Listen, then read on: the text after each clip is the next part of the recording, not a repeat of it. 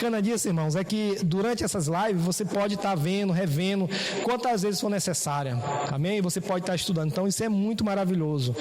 Glória a Deus por isso, tá bom? Você que não tem o papel, o estudo, você pode estar acompanhando direitinho aqui sem o menor prejuízo.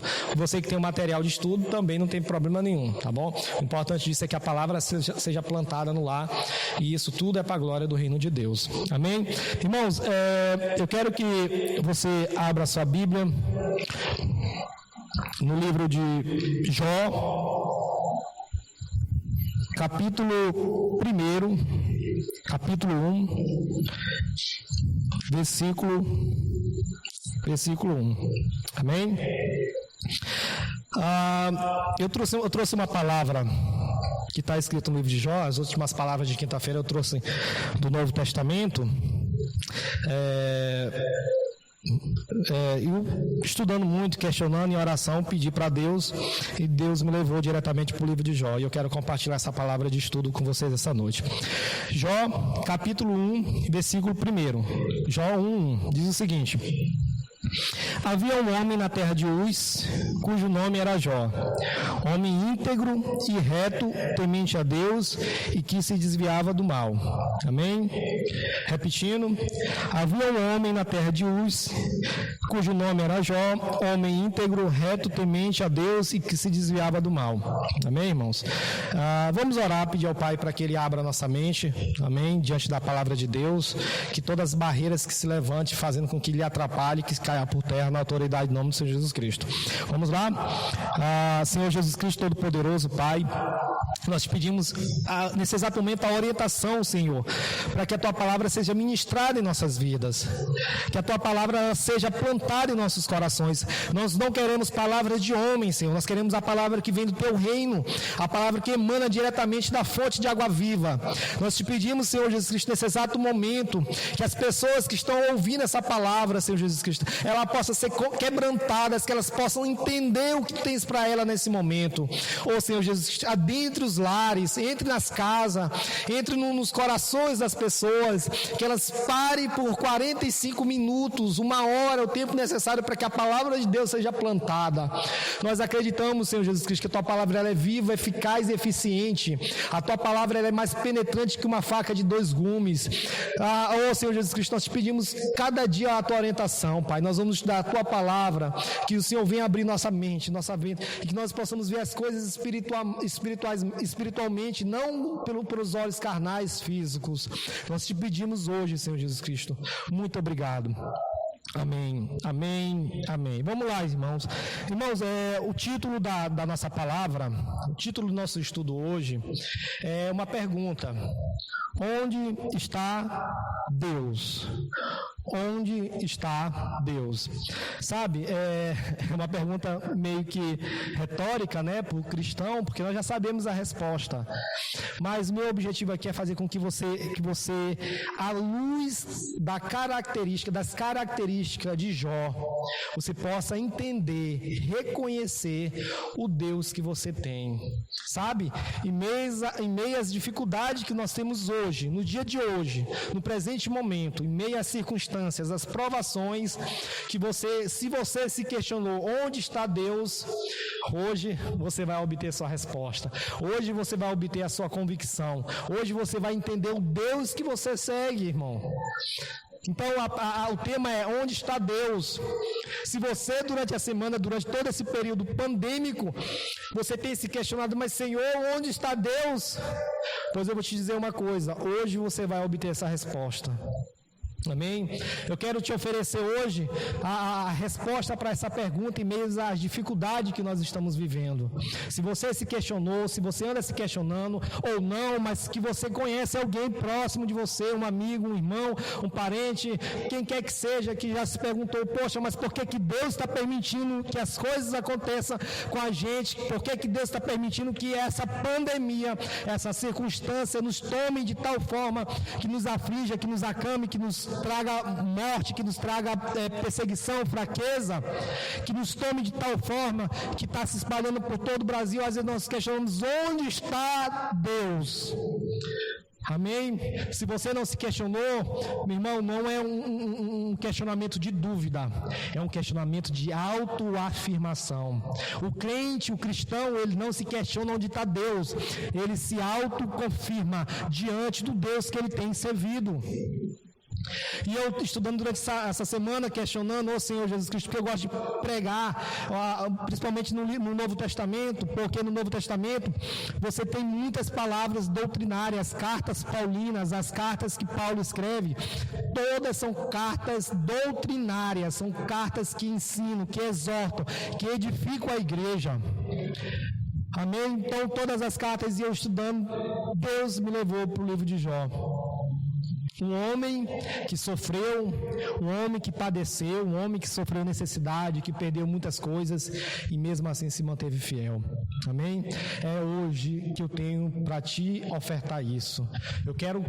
O meu objetivo aqui é fazer com que você entenda o seu perfil, a sua característica cristã, à luz da característica de Jó, para que justamente nós venhamos reconhecer, entender, consolidar o Deus que é em nossas vidas.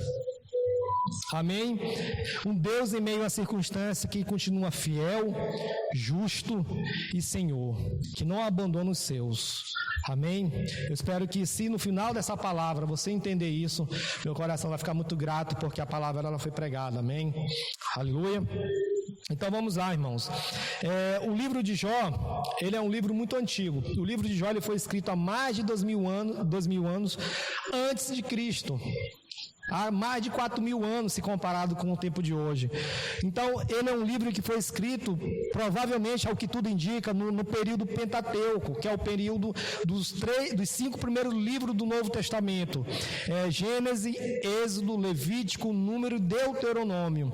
Então, esses 5 livros, eles são chamados de Pentateuco. Então, o livro de Jó é do mesmo período desses 5 livros. Ele é relacionado a um dos livros mais antigos da Bíblia. Alguns estudiosos, alguns teólogos consideram como o livro mais antigo do cânon bíblico, o livro mais antigo de todos os 66 livros da Bíblia, dos 39 livros do Antigo Testamento e dos 27 livros do Novo Testamento.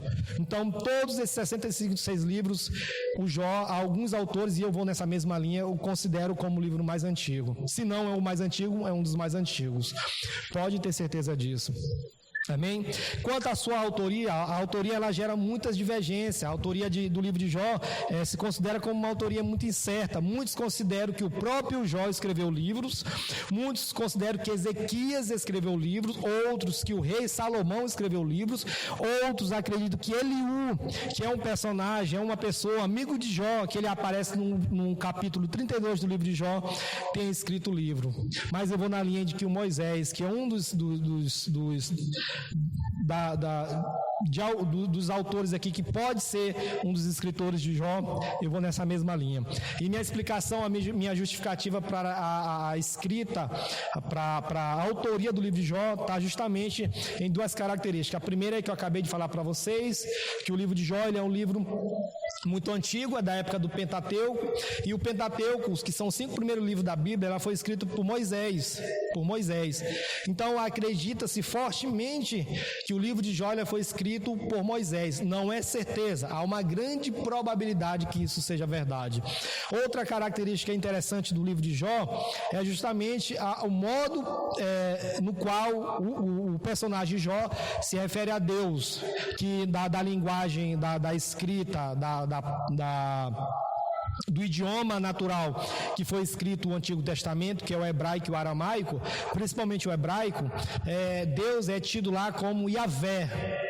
Então, ao longo de todo o livro, ele se refere a Deus do original, não da nossa Bíblia em português, mas do original como Yavé. Amém? Então, o que acontece? Geralmente quem escreveu esse livro era um israelita, porque todos os israelitas, que eram as pessoas, o povo escolhido de Deus, ele considerava Deus como seu Yavé, e hoje também nós o consideramos como Yavé, nosso Senhor Deus.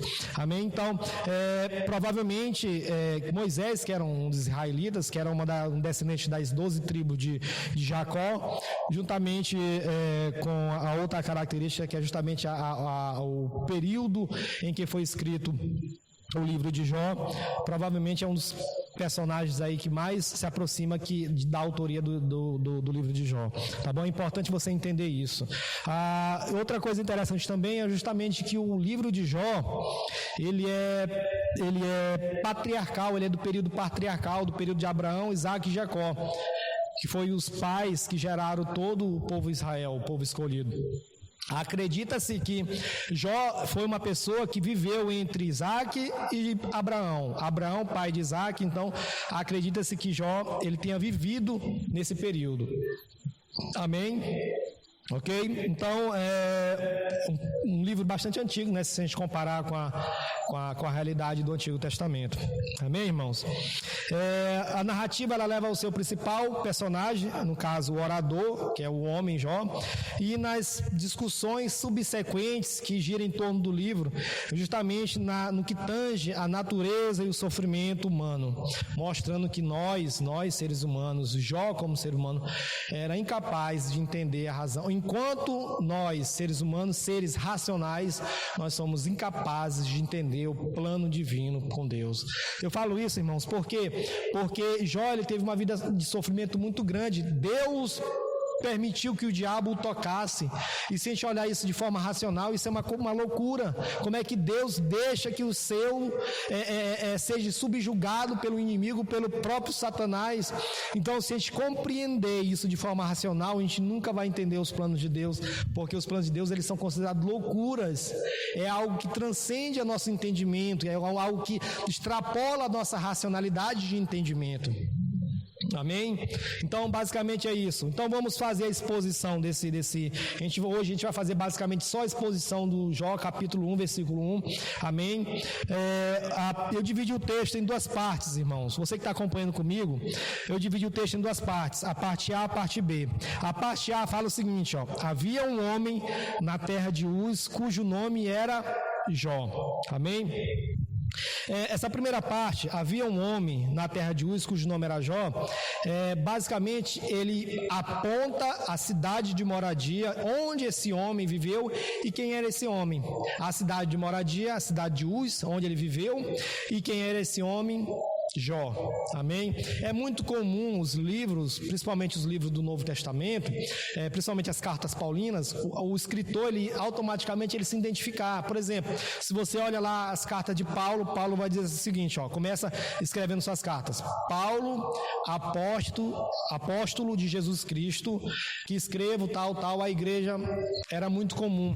E aqui no início, nós estamos lendo o versículo 1, então é natural que o autor, o escritor, ele apresente o personagem, e é justamente isso que ele faz. Nessa primeira parte, na parte A, ele apresenta o personagem, o orador, o principal, o responsável por todo o livro, que leva o seu nome, e apresenta também a cidade de onde ele morava. Amém? Outra coisa que me chama a atenção é justamente na forma indefinida da palavra Havia um homem. Essa forma indefinida, ela é um artigo indefinido, que representa justamente isso, uma indefinição, uma indeterminação. Provavelmente quem escreveu, e eu vou novamente na linha de que Moisés escreveu o livro de Jó, você vai observar que ele se refere a Jó. Havia um homem, como se ele não conhecesse. Quem escreveu provavelmente não conheceu, porque ele se refere assim: olha, havia um homem, uma forma indeterminada. E mais à frente ele diz que homem é esse. Ele diz que esse homem era chamado Jó. Observe que a forma indefinida, que indefine, observe que ele não falou assim, ó, havia o homem, ele falou que havia um homem. Amém? Ou seja, dando uma indeterminação, uma indefinição, que provavelmente ele não conviveu, ele não foi contemporâneo de Jó, mas ouvindo falar das histórias de Jó, que se perpetuava ao longo da história, ele provavelmente escreveu. Amém? Então, o outro aspecto aqui nessa parte A do versículo 1 é justamente o próprio nome de Jó, é onde ele identifica, onde ele identifica o personagem, chamado Jó. Sabe, irmão, essa palavra Jó é justamente o nome, é um substantivo. Ou seja, quem escreveu refere-se a Jó na terceira pessoa do singular, ele, Jó. Então, provavelmente, ele quem escreveu, novamente vou bater na mesma tecla, quem escreveu provavelmente o não conhecia, porque se referia a um determinado homem chamado Jó. Amém? Quero que você entenda isso, porque isso é importante, uma primeira parte é importante. Amém? O fato do escritor se referir a Jó na terceira pessoa do plural, não necessariamente exime o próprio Jó de quem tenha escrito o livro. Eu quero fazer uma crítica aí rapidinho sobre isso, porque justamente alguns autores da Bíblia, algumas pessoas, alguns autores de alguns livros, discípulos, apóstolos, essas pessoas que romperam em fé ao longo da Bíblia, ele se referiu a ele mesmo na terceira pessoa do singular. Por exemplo, se você ler a carta de Paulo, a segunda carta de Paulo aos Coríntios, capítulo 12, versículo 2, Paulo começa dizendo assim, havia um homem em Cristo Jesus, que há 14 anos, no corpo, fora do corpo, eu não sei, Deus o sabe, foi levado ao paraíso, foi levado aos terceiros céus, onde tal que esse homem ouviu palavras inefáveis, da qual não é lícito ouvir. Paulo inicia no capítulo 12, versículo 2, diz o seguinte, havia um homem, olha a forma indefinida, um homem. Paulo se refere a ele mesmo na terceira pessoa do singular. Eu estou chamando a atenção, fazendo uma crítica, abrindo parênteses, porque justamente Paulo, ele se referia à terceira pessoa do singular, mas mesmo assim escrevendo o livro. Eu não estou dizendo que a autoria é propriamente dita do próprio Moisés, mas que existe um forte índice, uma forte inclinação, probabilidade de que a autoria seja de Moisés. E eu estou fazendo só um parênteses, abrindo uma crítica aqui, porque o fato da pessoa se referir a Jó na terceira pessoa do singular não necessariamente exime o próprio Jó de ter escrito o livro. Amém? Então, Jó é justamente nesse sentido, irmão.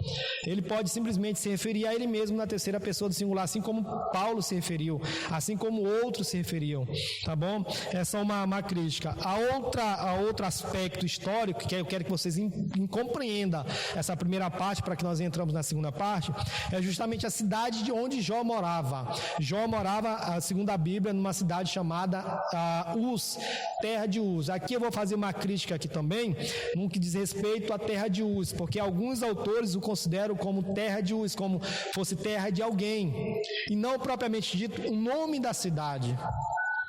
Amém? Então, não necessariamente o nome da cidade. E isso é interessante, mas eu não acredito nessa possibilidade, amém? A terra de Uz, ela é uma terra ao sul de Judá, atual, na época de Jesus era a Judeia, que ficava na parte sul do mapa, da geografia do país de Israel. Para quem não lembra, você tinha a Galileia ao norte, ao centro você tem Samaria e ao sul você tem a Judeia, que são os remanescentes de Judá, que é uma das 12 tribos de Jacó. Então, essa terra antigamente era chamada Edom. Então, a terra de Uz, que era o nome, eu acredito que seja isso, o nome da cidade que Jó morou, não necessariamente é a terra de alguém, mas é o nome de uma terra, a terra de Edom. Muitos acreditam, não é uma certeza, que essa terra de Uz é uma terra que se localiza em Edom. Amém? Eu quero que vocês entendam o contexto histórico que se passa no livro de Jó. Nós não vamos nos abster de outras passagens, a não ser que seja para complementar. Nós iremos fazer a exposição justamente desse versículo 1. Amém? Como eu disse, não é uma certeza, há uma probabilidade muito grande, visto que o que se tem aqui é justamente o tempo, é um agravante, né, nessas incertezas, mas boa parte do que está aqui, no que se diz a questão da terra, do nome, é pura verdade, tá bom? É porque a gente quer aprofundar um pouco mais.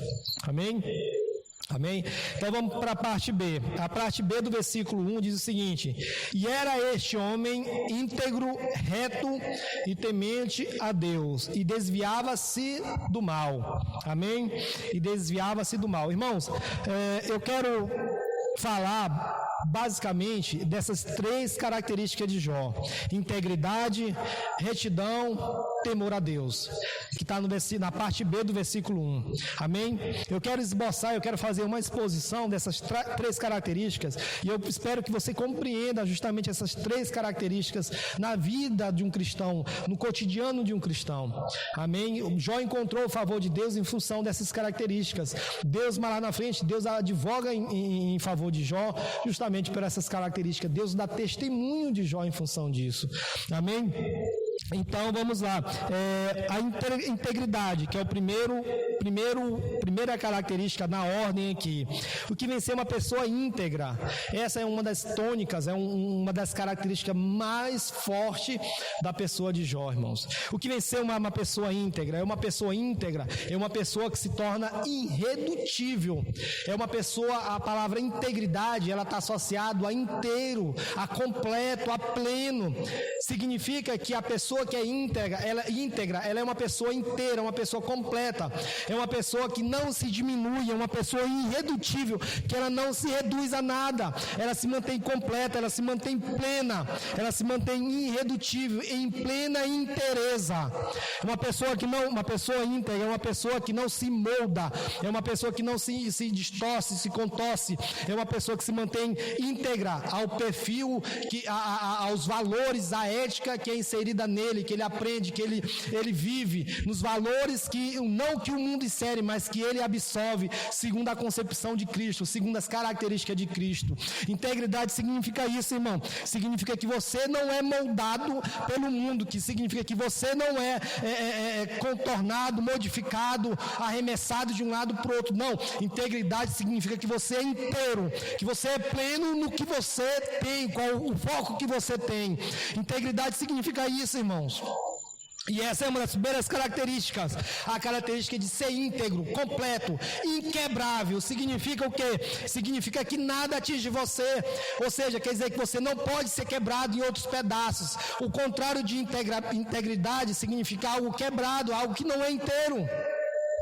Esse é um papel cristão, significa que a pessoa ela é inquebrável, inatingível, ileso, quer dizer que não tem lesão, que nada pode atingir ele, irmão.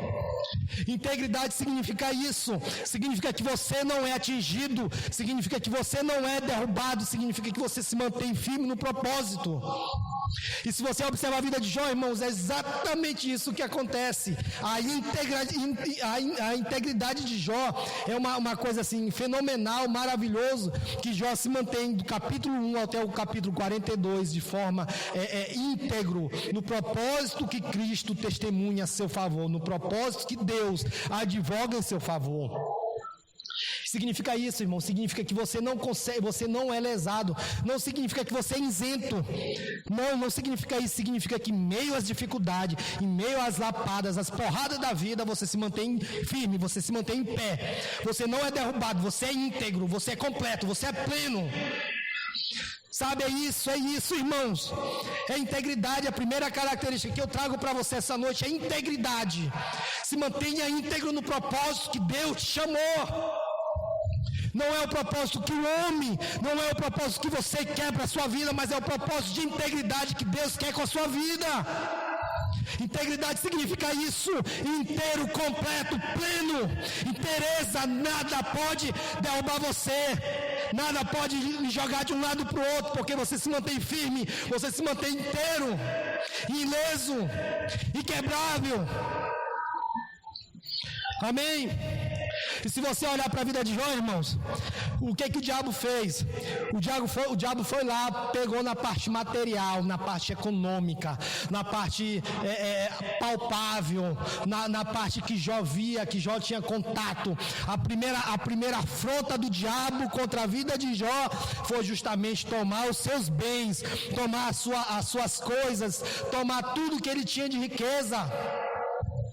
A outra afronta foi justamente na família. O diabo não se contentou de roubar tudo, foi lá e atacou quem? Atacou a família. Não parando incessantemente, o diabo foi e continuou atacando. Entenda, foram 3 ataques. Ataque contra o materialismo, contra o econômico, a fortuna, as coisas de Jó. Depois foi o ataque no emocional de Jó, na família de Jó. Depois foi justamente na pessoa de Jó. Observe que o círculo ele é diminuindo. Ele é diminuindo. Mais externamente você tem os bens materiais, você tem sua casa, você tem suas coisas. O diabo toma aquelas coisas. Ele avança um círculo mais interno, mais dentro. Quem está no círculo mais interno? Sua família. Ele vai lá, ataca a família. Derrubou o círculo mais interno. Qual é o círculo que está faltando? Você. Ele vai lá e ataca você. É mais ou menos isso que eu quero que vocês entendam. O diabo ele vai incessantemente, ele vai atacando, ele vai rodeando, ele vai quebrando as barreiras. O que ele pode lhe causar uma quebra de integridade, ele vai justamente atacar isso. Entendeu o que está acontecendo, irmãos? Entenderam o que vocês estão, o enfrentamento que você vai ter com a vida, diante de entender que Deus é seu Senhor? Eu quero ler para vocês, eu quero ler na íntegra o versículo 14, versículo 13, a partir do versículo 13, e eu quero que você compreenda. Versículo 13 do capítulo 1 de Jó diz o seguinte, preste bem atenção. Sucedeu-se um dia em que seus filhos e suas filhas comiam e bebiam vinho na casa do irmão primogênito. Eu vou parar bem aqui, versículo 13. Eles estavam despercebidos, eles estavam comemorando, estavam se confraternizando, os irmãos todos no mesmo ciclo social, no ciclo familiar, todo mundo se compadecendo um do outro, todo mundo se festejando, comemorando, criando esses laços familiares. E deixa eu falar uma coisa para vocês. O diabo ele atua de forma repentina e de forma sistemática. De repente, o que a palavra de repente representa? Do nada, algo inesperado. Significa que todo mundo estava ali em um banquete, todo mundo estava confraternizando, todo mundo ali estava despojado de qualquer preocupação. E o que aconteceu? O diabo se apresenta de forma destrutiva, de forma maquiavélica, se apresenta ali de forma de repente e começa a fazer o estrago, e de forma sistemática. Entenda uma coisa, ele se apresentou de repente, de forma inesperada, do nada, da forma despercebida pelas pessoas que foram afrontadas, e de forma sistemática. Prenda-se duas coisas, a forma repentina e a forma sistemática. Eu quero que você entenda justamente isso, irmão. Porque o que acontece? Versículo 14, nós lemos o 13, versículo 14, que veio um mensageiro a Jó e lhe disse: os bois lavravam e as jumentas passeam junto a eles. De repente, preste bem atenção na palavra de repente, do nada, esperadamente, o que aconteceu? Deram sobre eles os sabeus. E os levaram e mataram aos servos a fio de espada. Só eu escapei para trazer-te a nova. Ou seja, o diabo de repente começou a atacar. De repente começou a afligir aquele povo, aquelas pessoas, começou a pegar justamente os animais, os servos, começaram usando um povo antigo, começou a matar, começou a roubar, começou a fazer de um tudo para que as coisas de Jó fossem furtadas, fossem consumidas. E isso aconteceu de forma de repente, de forma do nada, de forma inesperada, irmãos. A outro aspecto é sistemático. O que é uma coisa sistemática? Significa uma coisa que é feita por etapa, seguindo uma ordem, um sistema. E observe no versículo 16, falava este ainda quando veio outro e disse, ou seja, a notícia ruim estava sendo proferida, falada, exposta para Jó. Quando chegou um outro e disse, sistematicamente começaram a chegar um ou outro dando notícia ruim, e o outro disse assim, falava este ainda quando veio outro e disse, fogo de Deus caiu do céu e queimou as ovelhas e os servos e os consumiu. Só eu escapei para trazer-te a nova. E continuou, versículo 17, falava este ainda, olha a sistematização aí, falava este ainda quando veio outro e disse, dividiram-se os caldeus em 3 bandos, deram sobre os camelos, o levaram e mataram aos servos a fio de espada. Só eu escapei para trazer-te a nova. Irmão, o diabo ele é insistente. O versículo 18 continua dizendo de forma sistemática, também este falava ainda quando veio outro disse, estando teus filhos e tuas filhas comendo e bebendo vinho, em casa do seu irmão primogênito, eis que se levantou grande vento do lado do deserto e deu nos 4 cantos da casa, a qual caiu sobre eles, e morreram, só eu escapei para trazer-te a nova. Irmãos, Jó perdeu os bens, perdeu os seus servos, perdeu os seus bois, os seus jumentos, perdeu as suas ovelhas, perdeu 10 filhos, 7 homens e 3 mulheres, irmãos. Vocês imaginaram o desespero? Imagine fosse eu, se fosse você, irmão, numa situação dessa, o que é que nós faríamos? O que é que nós faríamos com nossa integridade, irmãos? O que é que nós faríamos com nossa integridade? Como é que nós agiríamos diante de uma situação dessa? Perder tudo e perder 10 filhos de uma lapada só, de uma vez só, de forma de repente, inesperada e de forma sistemática. O que é que nós faríamos? Eu não sei, irmão, mas eu acho que provavelmente nós agiríamos totalmente diferente de Jó. E o que é que a palavra de Deus fala com relação ao que Jó fez, o que Jó agiu? Veja no versículo 19: e eis que se levantou grande vento, versículo 20. Então Jó se levantou, rasgou o seu manto, raspou a cabeça, se lançou em terra e adorou.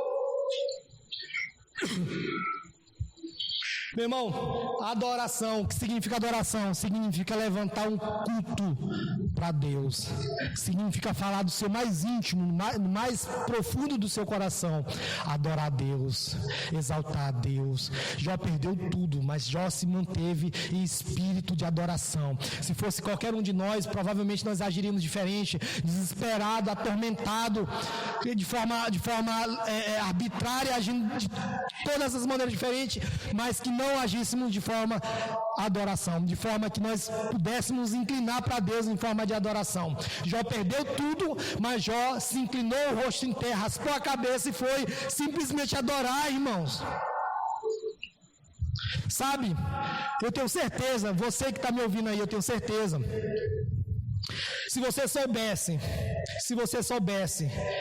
o que nos esperávamos no início de 2020, provavelmente você já teria se precavido, provavelmente você teria se planejado. Eu tenho certeza disso.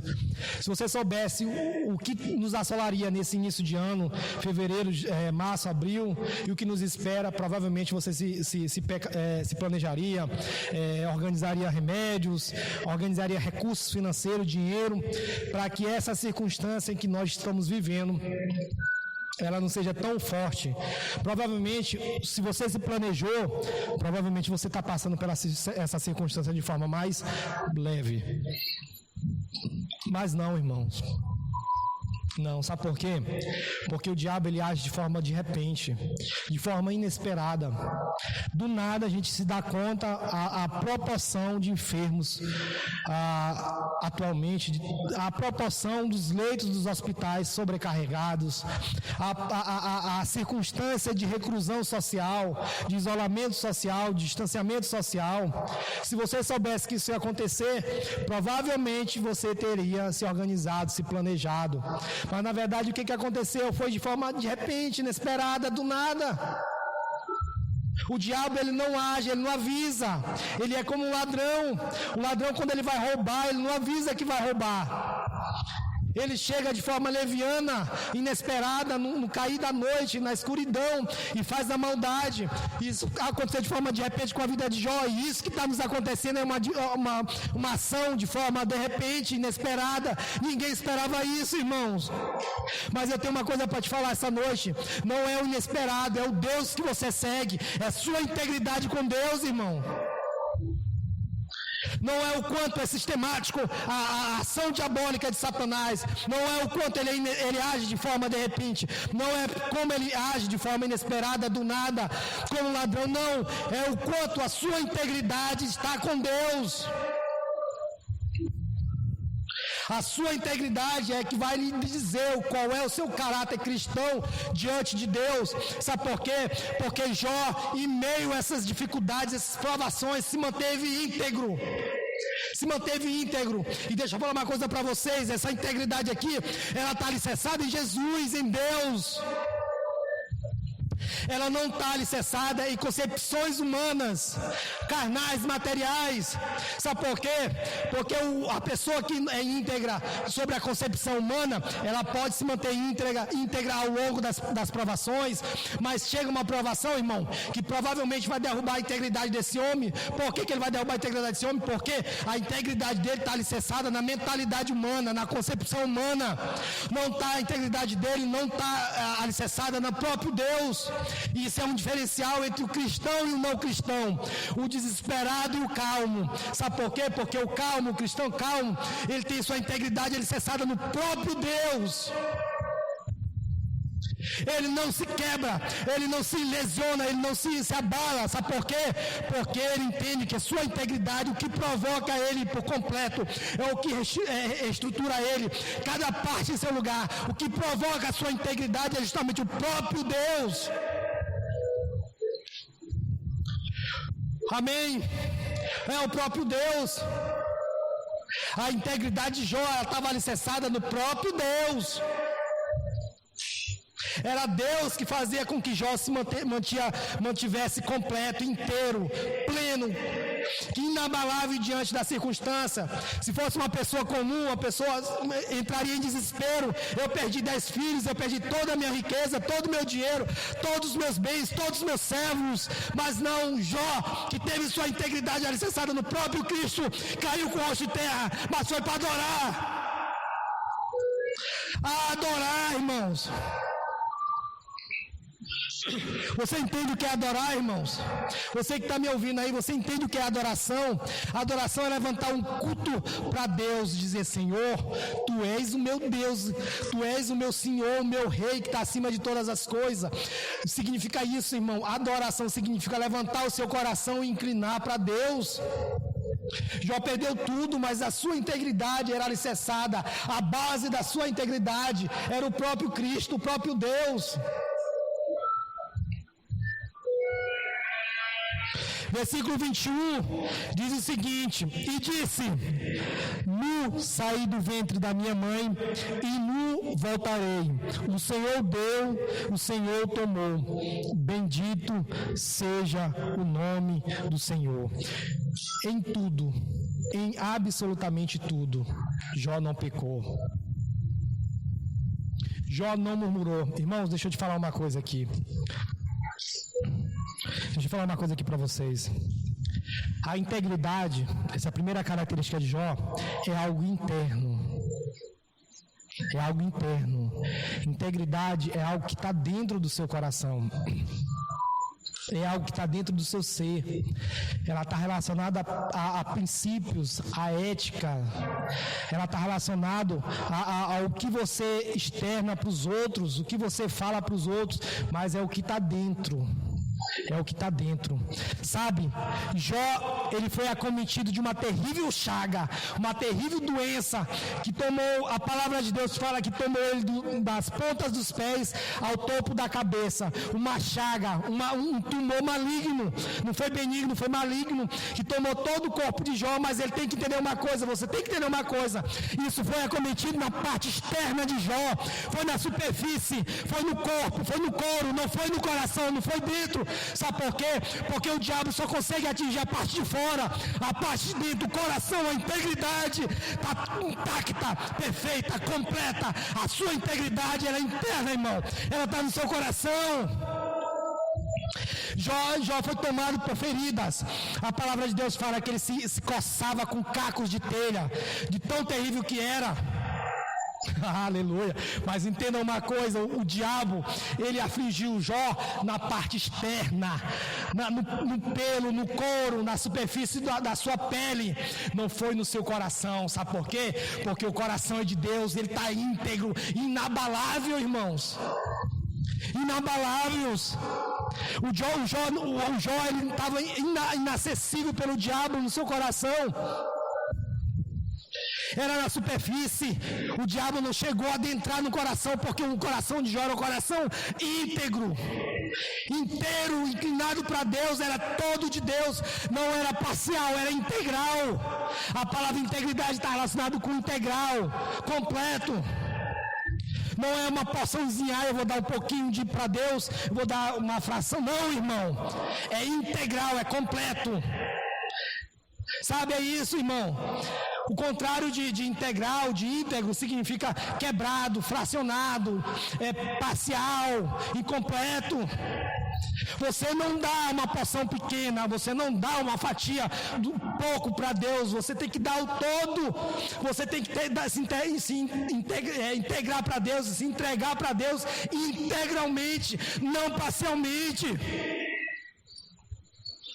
O motivo de muitos irmãos perecerem nesse momento atual é justamente isso, porque entregam parcialidades para Deus, entregam um pouquinho, como se Deus quisesse só um pouquinho. Deus quer completamente seu coração, irmão. Enquanto nós entendermos que nós precisamos ser integralmente para Deus, provavelmente, enquanto nós não entendermos, provavelmente nós iremos perecer. Nós precisamos ser integral, completo, 100%.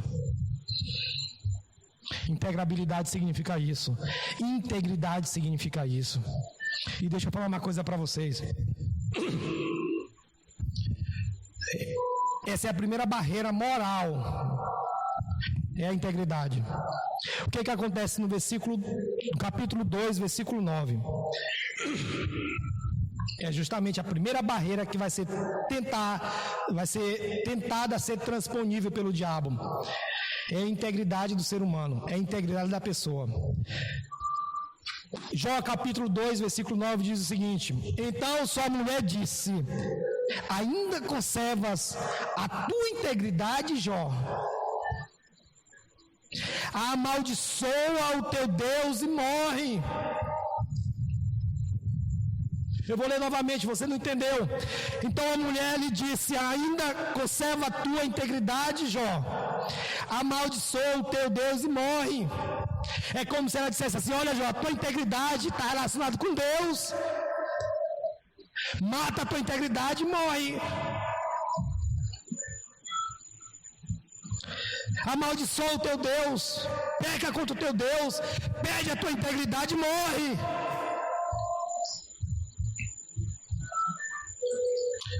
Integridade, irmãos, você que está me entendendo aí, é integridade. A primeira afronta é contra a integridade, entenda isso. A integridade é algo interno, é o que você é no seu ser, no seu secreto, no seu íntimo. Integridade é quando ninguém está lhe vendo, mas você faz o que é certo diante de Deus. Integridade é isso, irmão, é algo de dentro, e essa integridade tem por base Deus. Não é mais ninguém não, é Deus. Se você entender que a sua integridade é uma integridade humana, você vai falhar, porque é uma integridade parcial, limitada.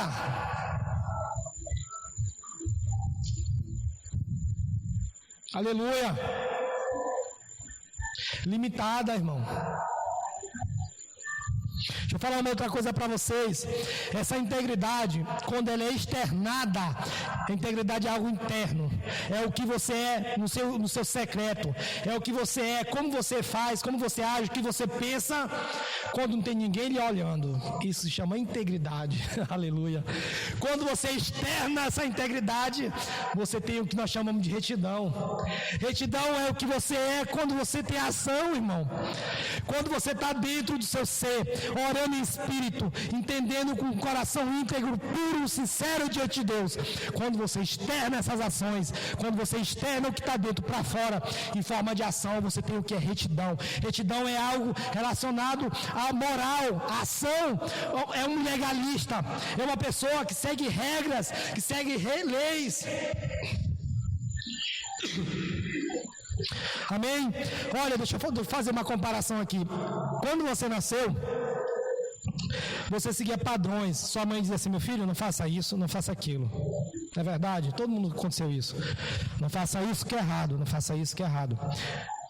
Ou seja, você seguia regras, padrões, leis estabelecidas pela sociedade, pela sua família, pela sua mãe, pelos seus pais.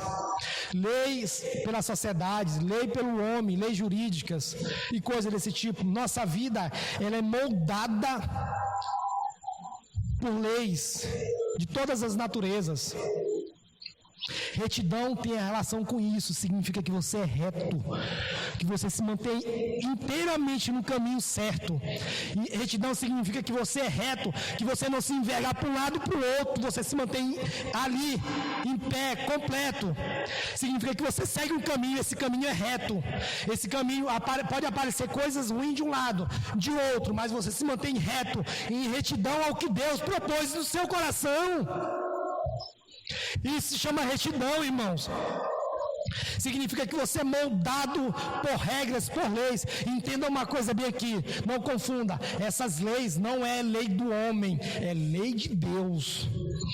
Você é um legalista. O que é um legalista? É alguém que segue regras.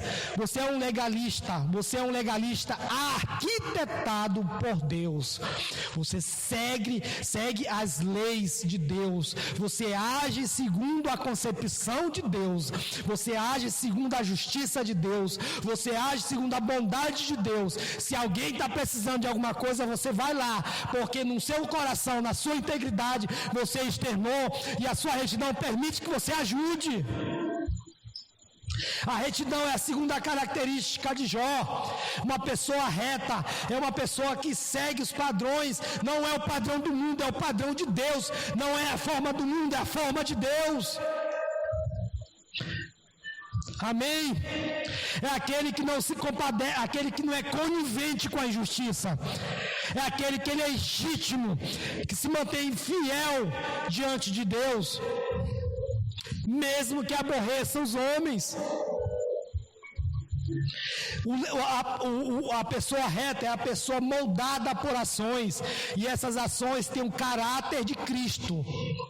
Não é o caráter do homem, não é o caráter do mundo, é o caráter de Cristo. É isso. Enquanto que a integridade é no seu secreto, a retidão é no povo, é no meio de todos. Preste atenção numa coisa: integridade é lá no seu quarto orando, sozinho, só você e Deus, com o seu coração em contrito. Retidão é o que você faz, é o que você age. É quando você pega um ônibus, você entende que aquela cadeira lá de exclusividade é para pessoas com exclusividade, irmãos. Você, como uma pessoa de caráter, de retidão, você não vai sentar naquilo ali. É isso. Retidão é seguir padrões corretos. É dizer que aquilo ali é errado, aquilo ali é certo. Deus te diz: olha, isso aqui é errado, isso aqui é certo. Então você vai para o lugar certo.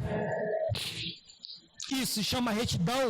É o que você faz, é o que você externa, são suas ações diante do seu íntimo. A integridade é algo interno, é no seu secreto, é no seu coração. Retidão é o que você faz, é o que você age diante da sua integridade. Eu quero abrir um texto para vocês. Eu vou ler aqui, Jó 42, versículo 7, finalzinho de Jó. Olha como o caráter de Jó se manteve reto. Jó 42, versículo 7. Tendo o Senhor falado estas palavras a Jó, o Senhor disse também a Elifaz, Bildade e Zofar. São 3 amigos de Jó que vieram acusar Jó. E Deus fala para um deles, para os 3, mas fala para um deles. Diz o seguinte: tendo o Senhor falado estas palavras a Jó, o Senhor disse também a Elifaz, o temanita, disse: a minha ira se acendeu contra ti e contra os teus 2 amigos, Bildade e Zofar, porque não disseste de mim o que era reto, não disseste de mim o que era reto, como meu servo Jó. Aleluia. Jó se manteve, irmãos. 42 é o último capítulo do livro de Jó. Jó se manteve íntegro do primeiro capítulo até o 42. A sua retidão se manteve do primeiro capítulo ao 42º capítulo. A sua retidão se manteve inabalável. E o texto continua, Jó 42:8 diz o seguinte: tomai, pois, 7 novilhos, 7 carneiros, e ide ao meu servo Jó, e ofereceis holocausto por vós. O meu servo Jó orará por vós. porque dele aceitarei a intercessão. Continua o texto. Para que eu não vos trate segundo a vossa loucura, porque vós não dissestes de mim o que era reto, como meu servo Jó. Aleluia. Jó se manteve fiel, irmãos. Retidão. Se você está com algum problema, com alguma circunstância, avalie sua integridade diante de Deus, a sua retidão. Amém?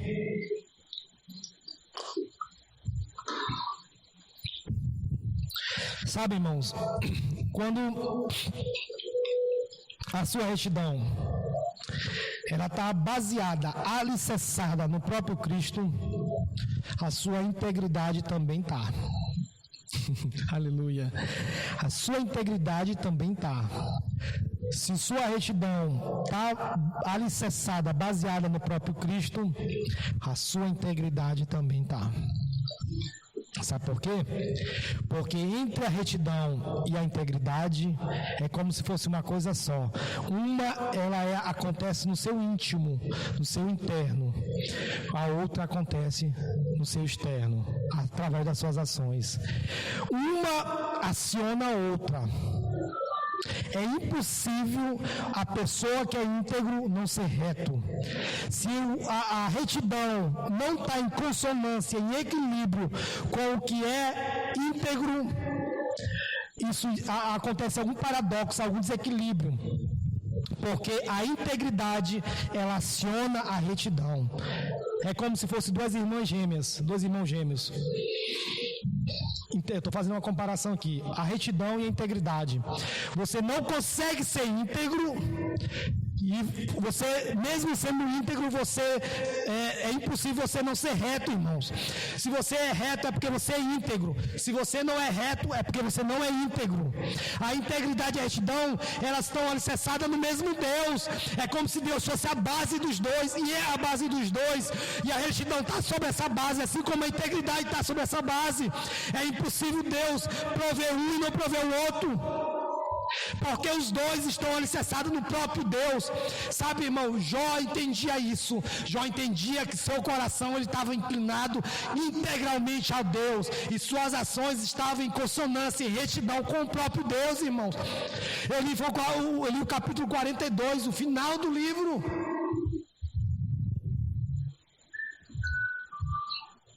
Aleluia. A outra característica é temente a Deus. O texto diz o seguinte, havia a parte B, e este homem era íntegro, reto e temente a Deus. Amém? Irmãos, deixa eu falar uma coisa para vocês. Integridade e retidão não necessariamente gera temor a Deus. Preste bem atenção nisso aqui. Integridade e retidão não necessariamente gera temor a Deus.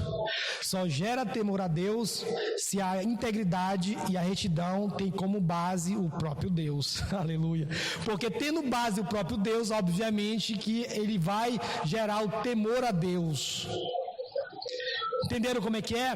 Vou melhorar. Significa que se você está alicerçado em uma integridade que não tem como base Deus, você pode ter até uma retidão, mas não está alicerçado em Deus, e consequentemente você não vai ter temor a Deus. Sabe o que significa isso, irmão? Significa que a pessoa não passa de um homem moralista e com valores. Não tem temor a Deus, se acha autossuficiente. É isso. Quem de nós não conhecemos uma pessoa, um homem, uma mulher, quem quer que seja, uma pessoa boa? Fulano de tal, uma pessoa maravilhosa. Meu vizinho é maravilhoso, aquele meu amigo que trabalha comigo, ele faz ações sociais, é uma pessoa caridosa, mas não tem Deus. Significa o quê? Significa uma pessoa íntegra, uma pessoa reta, mas não tem como base Deus, porque não vai gerar o temor a Deus, porque para gerar o temor a Deus, tem que ter uma integridade com base em Deus, uma retidão com base em Deus, que vai gerar o temor a Deus. Ele se acha autossuficiente, significa que ele se acha em condições normais de fazer qualquer coisa, independente de Deus, irmãos. Temor a Deus significa isso, significa que você é temente. Temor a Deus significa ter medo, mas no vocabulário cristão da Bíblia não necessariamente significa isso. Temor a Deus significa respeito, significa obediência, significa dedicação profunda. Temor a Deus não significa que você é autossuficiente, que você tem sua justiça própria, que você tem a sua ação social própria. Temor a Deus significa que você é obediente, dedicado profundamente a Deus. Você não é alguém que consegue fazer as coisas sozinhas, que você depende de Deus, que você respeita a Deus, que você ama a Deus, que você se dedica a Deus, que você é obediente a Deus. Isso se chama temor. Isso acontece quando a sua integridade ela está alicerçada em Deus, a sua retidão está alicerçada em Deus, vai gerar um temor a Deus. Não é necessariamente ter medo, é dizer: Senhor, eu dependo de Ti. É ter medo de fazer as coisas erradas, irmão. Eu vou ler uma passagemzinha, Jó capítulo 1, versículo 5. Jó era tão temente a Deus, obediente. Aleluia. O que acontece? Jó era tão temente a Deus que ele oferecia sacrifício em prol dos pecados dos seus 10 filhos, sem mesmo ter certeza que os 10 pecaram contra Deus.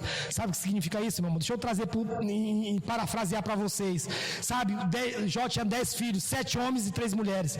Jó, imaginando a possibilidade que aqueles 10 filhos pecassem contra Deus, Jó oferecia sacrifício em prol do pecado dos 10, em prol do pecado de cada um.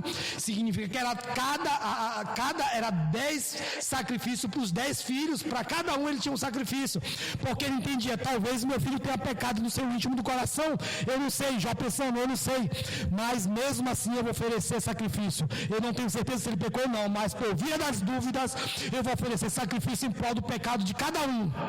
E esse pecado, irmão, ele era frequente, ele era contínuo, significa que não parava, era direto. Isso mostra uma vida cotidiana reta, íntegra e temor a Deus, irmãos.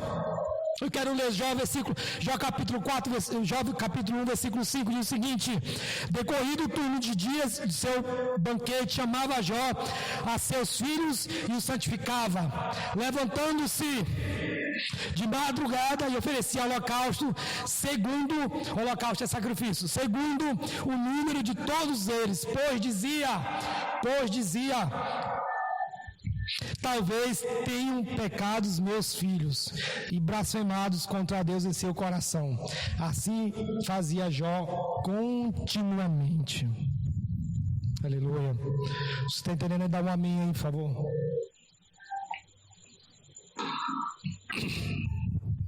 Continuamente. Você tem se apresentado diante de Deus continuamente, irmãos? Senhor, eu pequei. Pedindo perdão para Deus. Diariamente, continuamente significa frequentemente, toda hora, numa certa rotina, numa certa frequência, numa certa periodicidade. Jó tinha esse temor. Ele entendia que Deus era o seu Senhor, entendia que Deus era a magnitude, ela estava acima de tudo, que era o seu rei, que era o seu governo, que era o seu Senhor, que dependia de Deus. Um homem temente, um homem íntegro, um homem reto. Já fazia tudo isso, irmãos. Já fazia tudo isso. Eu quero concluir para vocês. A minha conclusão é justamente a parte final do versículo. A parte final do versículo diz o seguinte, ó: e este homem íntegro, reto, temente a Deus, desviava-se do mal. Significa o que, irmãos? Literalmente significa isso: se desviar do mal, não fazer o que é errado, não pecar. Sabe, irmãos, se você é uma pessoa íntegra, reta, temente a Deus, isso é consequência. Isso não é uma qualidade, não é uma característica, é uma consequência. Isso acontece naturalmente. Isso acontece naturalmente, é como se já fosse inerente ao próprio cristão. Ele se afasta das coisas ruins. A pessoa que é íntegro, a pessoa que é reto, a pessoa que tem temor a Deus, automaticamente, naturalmente, usa até um termo aqui muito forte, mecanicamente, já se afasta do mal. Porque é impossível, irmão, a pessoa ter temor a Deus e viver em pecado, e viver em ações pecaminosas. Deus não se compadece de um ser desse jeito. Deus não é imoral para viver um relacionamento com uma pessoa pecadora. A pessoa se desvia do mal, a pessoa se desvia, se contorna, se vira, se mexe, dobra, se afasta de todo o mal. O mal está ali, vai para cá, o mal está ali, vai para cá. Pessoa que se afasta do mal, que não comete pecado, e mesmo que cometesse pecado, mas tem um fiel e justo. E eu acho bacana nessa parte, é porque Deus, ele funciona como um advogado de Jó, irmãos. Um advogado de Jó. Sabe o que significa isso? Significa que o diabo se apresenta diante de Deus. Deus provoca o diabo, incita o diabo, diz: ei, tu conhece meu servo Jó? Isso acontece no versículo 8, capítulo 1, versículo 8, e acontece de novo no capítulo 2, versículo 3. Deus dando testemunho de Jó, irmãos.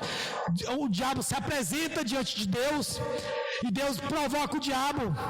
Deus incita o diabo, diz: ei, Satanás, tu conheces o meu servo Jó? Na terra não há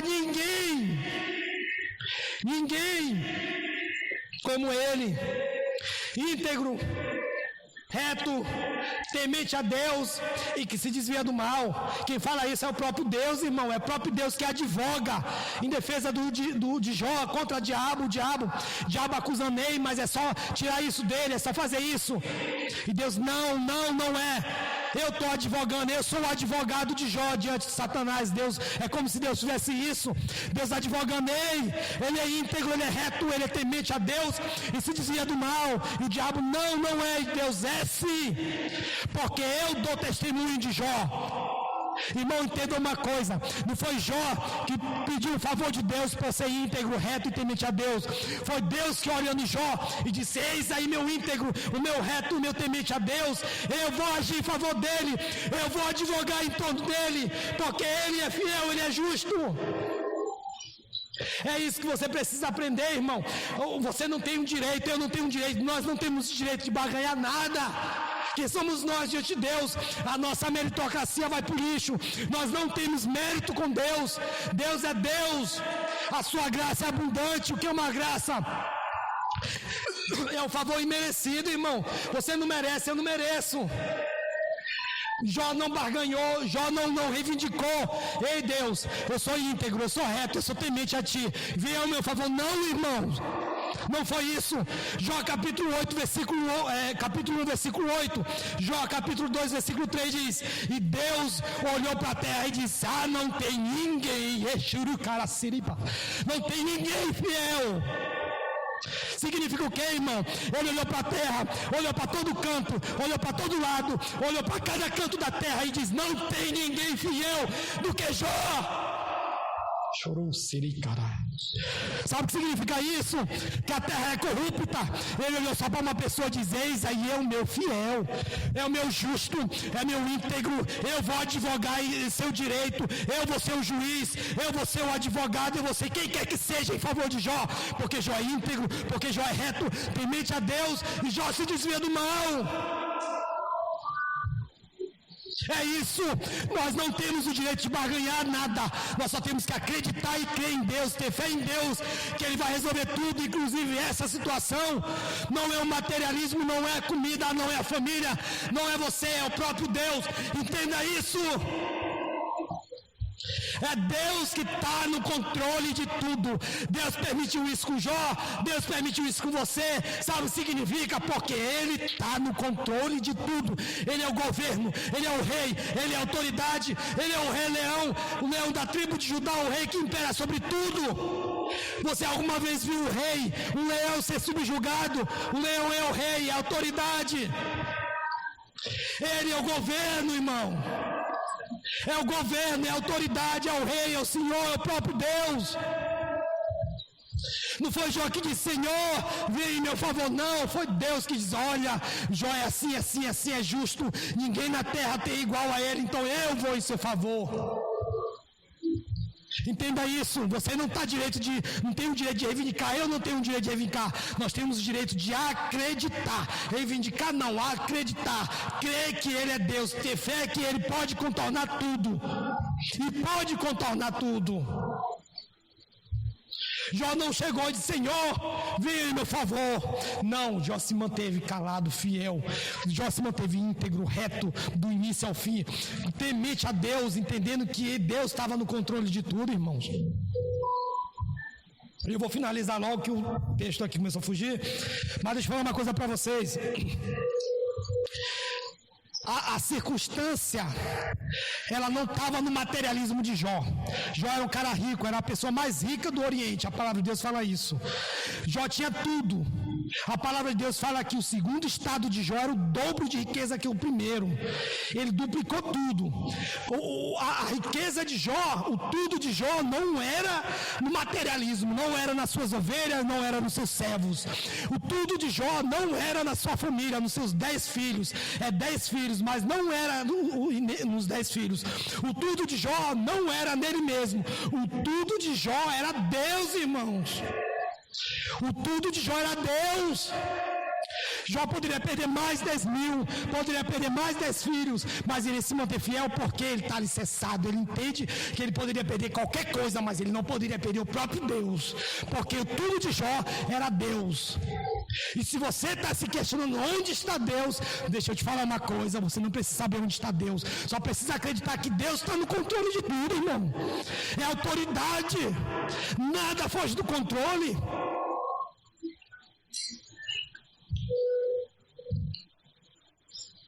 Aleluia. Em nome de Jesus Cristo. Receba isso. Amém. Eu finalizo aqui. Eu perdi minha voz aqui. Que você receba isso, viu?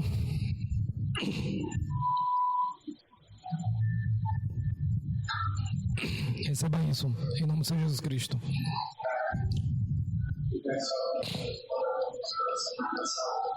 Amém, amém. Amém, irmãos. Nós vamos orar pelos profissionais da saúde. Que mais um? Vamos lá. Senhor Deus Todo-Poderoso, nós pedimos, Senhor Jesus Cristo, que a Tua palavra seja plantada no coração de todos. Que a Tua palavra, ela fortifique cada um irmão que ouviu agora, Senhor. Que a Tua palavra, ela seja uma árvore de bons frutos. Senhor Jesus Cristo, aonde essa palavra foi ouvida, Senhor, que ela venha se frutificar. Que os irmãos que estão com medo, aterrorizados, que eles precisam entender que Deus está no controle de tudo. Oh Senhor Jesus, nós oramos pelas pessoas que estão na frente de todo esse problema, na militância desse problema.